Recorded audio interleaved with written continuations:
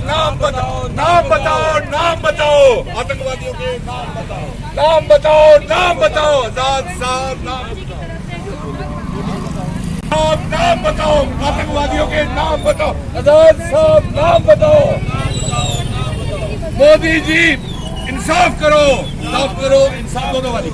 मोदी जी इंसाफ करो, इंसाफ करो, इंसाफ करो। मोदी जी इंसाफ करो, इंसाफ करो, इंसाफ करो। आतंकवादियों लीडरों के नाम बताओ, नाम बताओ, नाम बताओ। आतंकवादी नेताओं के नाम बताओ, नाम बताओ, नाम बताओ। आतंकवादियों लीडरों के नाम बताओ, नाम बताओ, नाम बताओ। आतंकवादी नेताओं के नाम बताओ, नाम बताओ, नाम बताओ। गुलाम नबी आजाद नाम बताओ, नाम बताओ, नाम बताओ। मोदी जी NIA इंक्वायरी करो, इंक्वायरी करो, इंक्वायरी करो। NIA इन्वेस्टिगेशन करो, जोर NIA इन्वेस्टिगेशन करो। गुलाम नबी आजाद नाम बताओ, नाम बताओ, नाम बताओ। टेररिस्ट नेताओं के नाम बताओ, नाम बताओ, नाम बताओ। प्रधानमंत्री जी इंसाफ करो, इंसाफ करो, इंसाफ करो। आतंकवादी नेताओं के नाम बताओ, नाम बताओ, नाम बताओ। आतंकवादी नेताओं के नाम बताओ, नाम बताओ, नाम बताओ। गुलाम नबी आजाद नाम बताओ, नाम बताओ, नाम बताओ। मोदी जी नाम बताओ, नाम बताओ, नाम बताओ। आज जो हम यहाँ पे प्रदर्शन कर रहे हैं वो इस बात को लेकर के कर रहे हैं कि जिस बात का खुलासा गुलाम नबी आजाद साहब ने कहा कि 2005 में उन्होंने उस समय के प्रधानमंत्री नरेंद्र मोदी जी, गुलाम नबी आजाद ने कहा कि 2005-8 के उस समय के प्रधानमंत्री जी को उन्होंने एक लेटर लिखा था जिसमें आतंकवादियों के और हवाला के पैसे के साथ वो MLA बने, फिर मंत्री बने, लेकिन उस समय 2008 के प्रधानमंत्री जी ने कोई कदम नहीं उठाया क्योंकि ये जम्मू कश्मीर की रक्षा का, सुरक्षा का मसला है।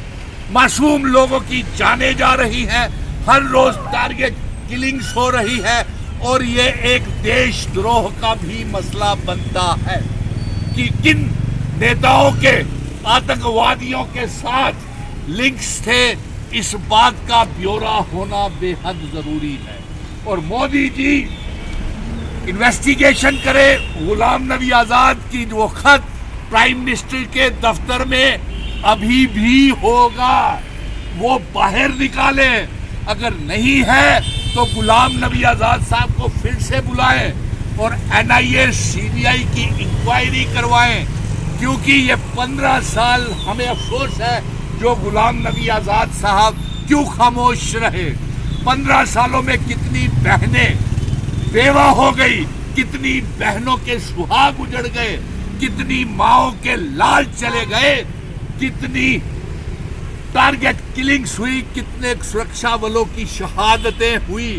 ये सारी देशद्रोह का मसला है, इसलिए हम ये चाहते हैं कि इसकी तहकीकात होनी चाहिए और आजाद साहब फिर से लोगों को बताएं, अब बताएं कि वो कौन कौन से नेता हैं। ये आपकी जिम्मेवारी बनती है। आपको आजाद साहब जो है वो 2008 के लेटर को आज एक इंटरव्यू के दौरान बता रहे हैं कितने साल वो उस समय मुख्यमंत्री थे और तमाम सिक्योरिटी एजेंसीज की होम मिनिस्टर भी थे वो।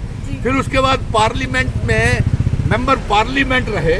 उन्होंने भारतीय संविधान, इंडियन कॉन्स्टिट्यूशन की कसम खाई। तो क्या उन्होंने उस समय इंडियन कॉन्स्टिट्यूशन की गलत झूठी कसम उठाई थी? दूसरा, वो उस समय जब यूनिफाइड एरिया कमांड के चेयरमैन थे, वो उन एजेंसीज को भी बता सकते थे। गुलाम नबी आजाद साहब, ये सेडिशन का केस, देशद्रोह का केस, उन तमाम नेताओं को जिनका खत में आपने खुलासा किया है उनके ऊपर भी बनता है और आपकी जिम्मेवारी भी बनती है कि आपने उस समय कदम क्यों नहीं उठाए, उस समय की एजेंसीज को क्यों नहीं बताया। अगर समय के ऊपर आपने ये कदम उठाया होता तो 15 सालों में आतंकवाद को हम कुचल देते। हम अपनी जान को बचाने के लिए, कश्मीर से सारी पलायन हो गई, हिंदू आ गए, मुस्लिम भाई बहन आ गए, कश्मीरी पंडित आ गए, सारे मुलाजिम आ गए, उनकी जानो माल की सुरक्षा का सवाल है।